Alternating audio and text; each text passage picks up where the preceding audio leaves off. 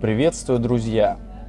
Мы едем в один из интереснейших городов Италии, столицу Лигурии, город Геную. А для чего мы туда направляемся, узнаете в этом видео. Подписывайтесь на наш канал, ставьте лайки, будет интересно.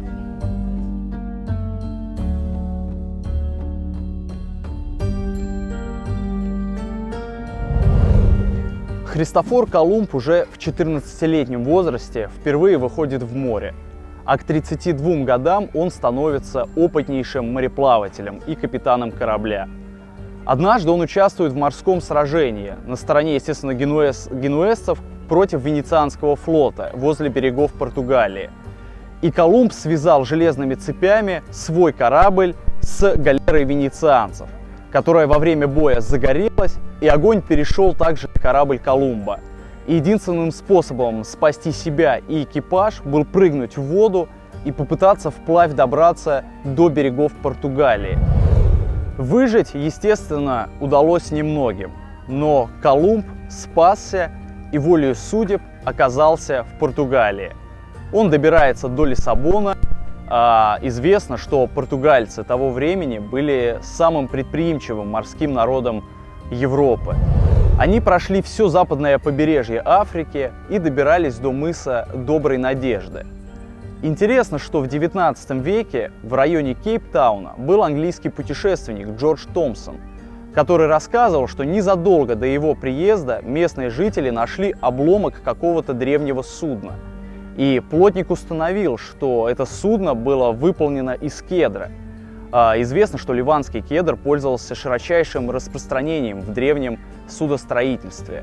И Томпсон потом опубликовал книгу, в которой предположил, что эти обломки принадлежали паруснику древних финикийцев, которые выполняли экспедицию вокруг Африки по приказу египетского фараона Нехо II. Мы в этом видео не будем обсуждать все экспедиции Колумба.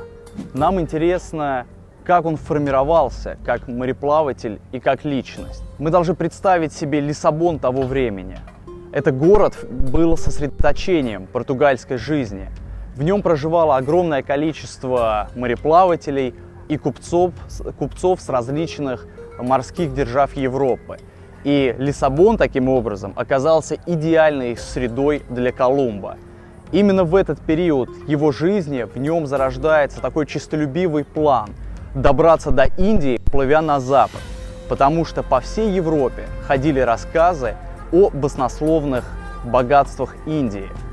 И ему очень нужны были эти богатства, потому что он хотел собрать крестовый поход против турок и освободить Святую Землю. Колумб был достаточно религиозным человеком. Всю свою жизнь он верил в провидение и различные предзнаменования. И однажды с ним начали происходить действительно удивительные вещи. Он со своей супругой и сыном перебирается на остров Порту-Санто. И однажды с западными ветрами к берегу прибивает кусок дерева с искусно вырезанными фигурами. А откуда мог взяться этот кусок дерева, как не из страны, лежащей на запад от Атлантики? Потом Колумб перебирается на Азорские острова. И там постоянно западные ветра прибивают огромные деревья, которых не существует в Европе. И однажды прибивает два тела неизвестной расы. И в этот момент у Колумба уже не остается никаких сомнений относительно существования стран на запад от Атлантического океана. Нам очень интересно религиозно-культурное обоснование открытия Нового Света. Потому что в давние времена страх преодоления закольцованного пространства являлся главной религиозной причиной слабых познаний в географии в древнем мире. Потому что язычники, они восприняли из древних магических культур страх перед всем тем, что находится за пределами ареала, посвященного конкретному божеству.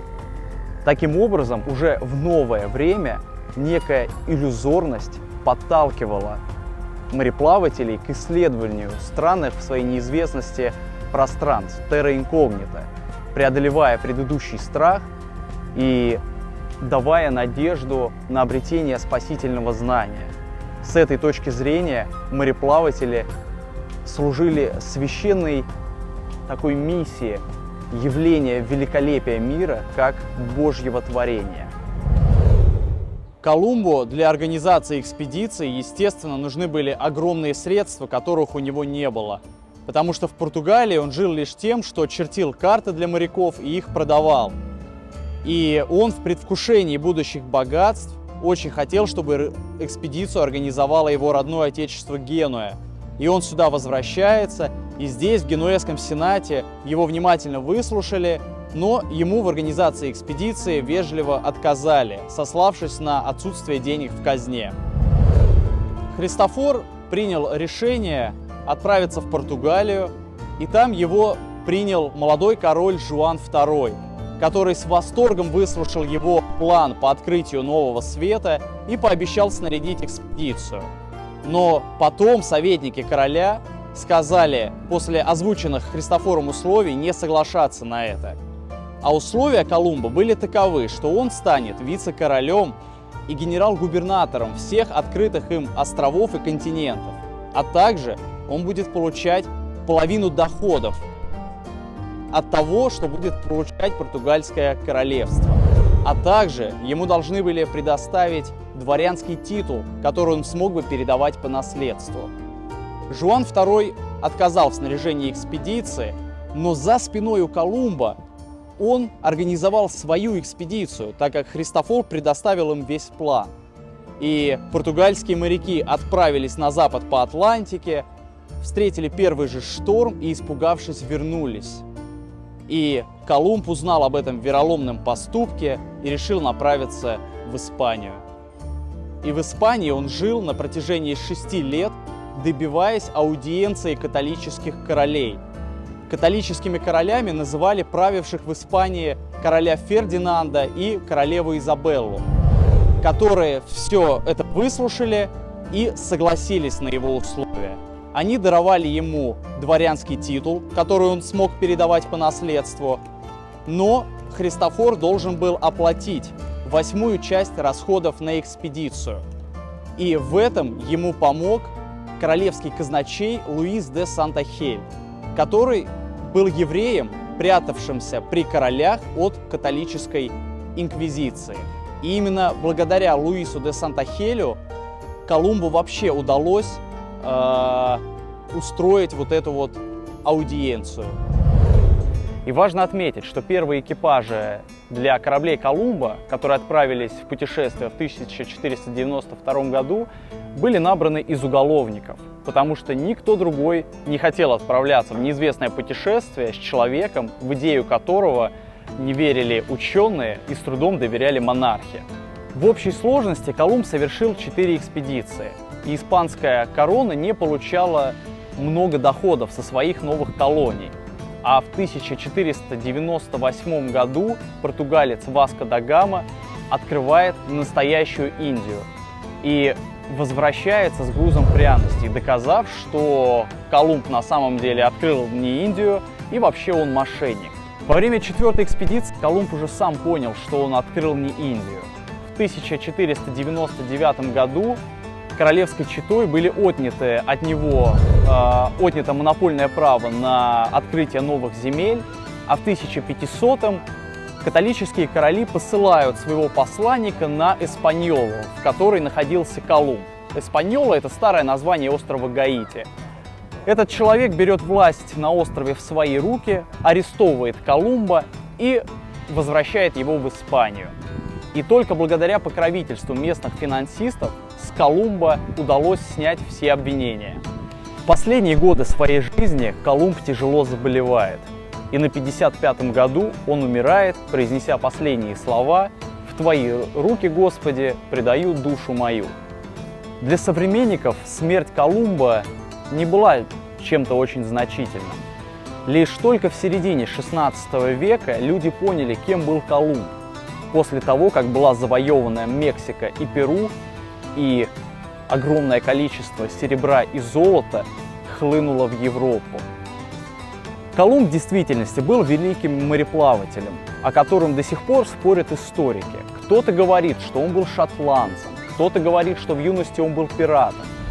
Говорят также, что он был евреем. И, возможно, это не безосновательно, потому что мы знаем, как Колумбу действительно помогали еврейские финансисты.